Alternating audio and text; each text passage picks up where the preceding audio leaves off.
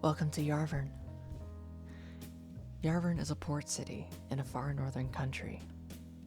It is built around the steel industry and around the import and export of goods. It is a city of smoke, grit, and dust. Coal is mined in the mountains, and iron shipped in by boat and by train. Some of the coal they burn to warm their homes and to power their industry. Much is produced in Yarvern. The steel industry is primary, but there are myriad secondary industries. Some take the steel and process it down to other products. Some work with lumber, some with oil, some with food.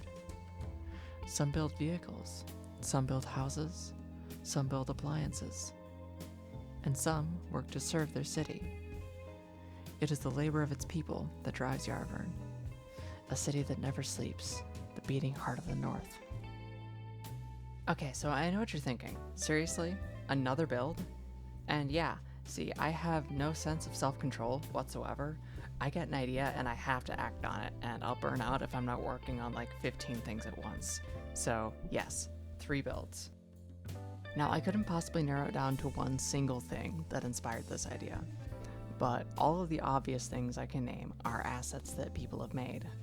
The ships by Roomike, the buildings by Prosper, Clements, Spence, Avanya, and Finebuild. I've always loved this early 20th century aesthetic, and I've always wanted to do a build like this, so I'm so excited to finally be starting this project. So what's Yarvern? Yarvern is going to be the wildest mix of things that I've ever done. We've got American and European buildings from across decades. We've got 20th and 21st century Japanese buildings. We've got American and Japanese trains. We've got American and Soviet vehicles from the 40s through to the late 60s. And we've got layouts and builds inspired by Yokohama, Hong Kong, San Francisco, and New York City. It's everything I love aesthetically, all in the same place. The time period is roughly the late 50s, but creative liberty is the watchword here. This is alt history, whatever I want it to be. So this whole build that I've done for the first episode is a district that I'm just calling the Docklands.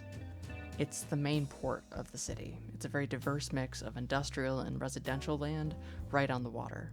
There's access for boats to dock and unload their cargo, there are warehouses and factories with direct access to the docks, and most of the piers are served by rail spurs, though a few of them are actually functional in-game. I know I said in the intro that Yarvern is built around the steel industry, and it will be.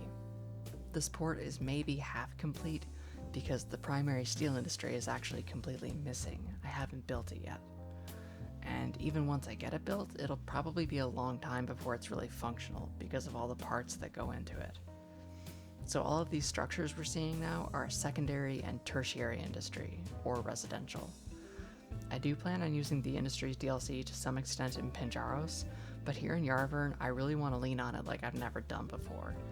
I'm going to do my best to try and balance the in-game functionality with respect for realism, and I've had that in mind from the start. Now, having said that, I'm sure some nerds out there are looking at everything that's wrong with what I built, all the mistakes I've made, and yeah, there'll be a lot of mistakes. I've said before that I don't know anything about how trains work, and the same applies to boats, warehouses, industrial buildings. I don't know a thing about how any of this works.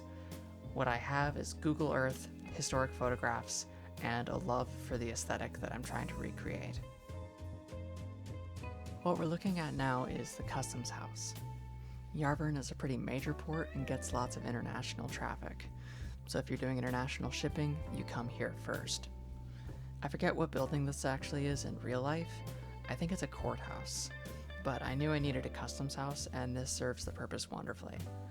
There's also an attached warehouse behind the building, where impounded goods can be stored and any backlog for inspection and tariff collection can be kept. I'm not sure that it's terribly realistic for a customs house to be this close to residential and industrial buildings.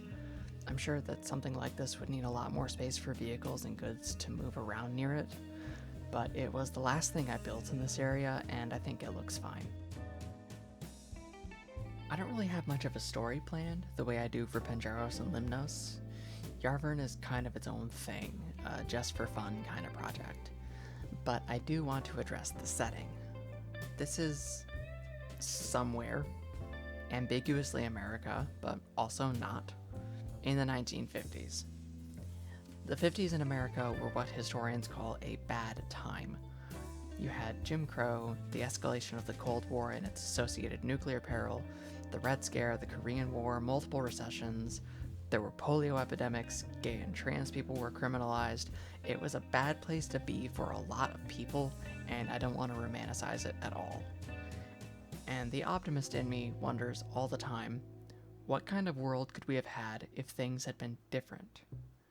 What if the people who made those choices that shaped our world for the worse had never held an ounce of power? What if the 50s had actually been a really cool time instead? I don't really have much else to say other than rambling about what's on screen, so I'll leave you with the rest of the footage. Thanks so much for watching, and I'll see you next time.